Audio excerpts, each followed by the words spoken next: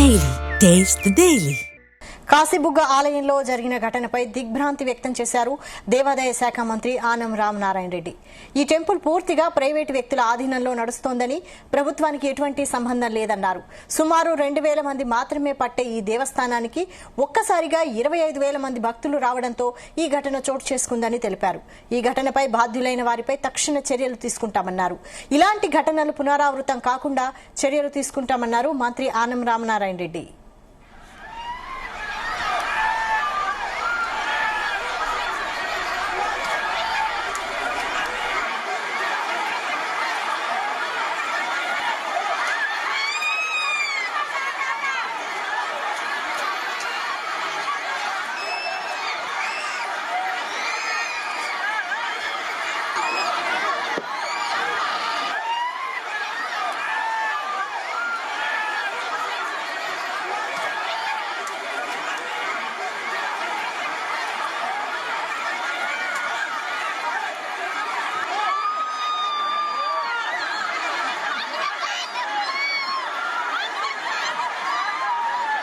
ఈరోజు శ్రీకాకుళం జిల్లాలోని కాశీబుగ్గ ప్రాంతంలో శ్రీ వెంకటేశ్వర స్వామి ఆలయం, అక్కడ ఇవాళ ఏకాదశి పర్వదినాన భక్తులు వేలాదిగా తరలివచ్చి అక్కడ వెంకటేశ్వర స్వామిని దర్శించుకునే సమయంలో అక్కడ తొక్కిసలాట జరగడం, కట్టినటువంటి బ్యారికేడ్లు, క్యూ లైన్లు కూడా అన్ని బ్రేక్ అయిపోవడంతో ఒకరి మీద ఒకరు భక్తులంతా కూడా వాళ్ళ మీద ఒత్తిడి రావడంతో చాలా మంది ఒక అయోమయపు స్థితిలో, ఎక్కడున్నామో ఏమీ తెలియని పరిస్థితిలో కింద పడిపోతే వాళ్ల మీద కొంతమంది జనం నడిచిపోవడం వల్ల తొక్కిసలాటలో దాదాపు 10 మంది చనిపోయినట్టు ఇప్పటికే సమాచారం వచ్చింది.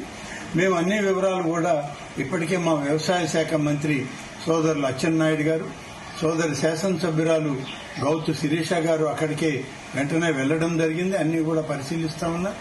జిల్లా కలెక్టర్ గారు, దేవాదాయ శాఖ అధికారులందరూ కూడా అక్కడే పరిశీలించి వివరాలన్నీ కూడా సేకరిస్తా ఉన్నారు. మొత్తం మీద ఇప్పటికే అందిన సమాచారంలో అయితే 10 మంది చనిపోయారని చెప్పి ఇప్పటికే సమాచారం వచ్చింది.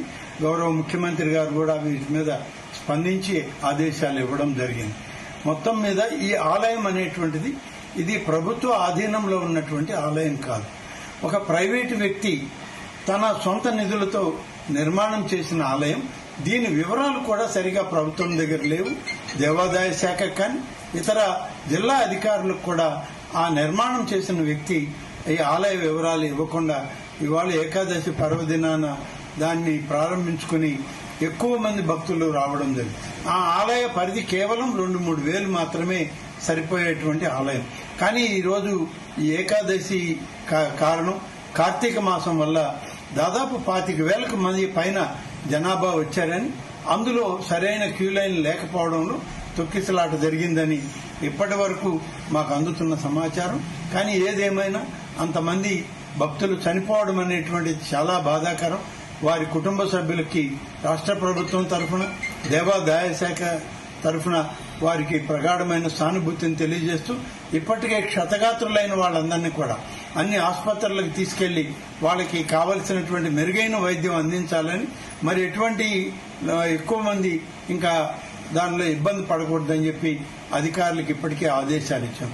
ఇంకా ఎలా ఉంటుంది సమాచారం అనేది మా వ్యవసాయ శాఖ మంత్రి వారు, జిల్లా కలెక్టర్ గారు, శాసనసభ్యులు అక్కడే ఉన్నారు కాబట్టి వారిచ్చే సమాచారం తీసుకుని మళ్లీ మాట్లాడతారు.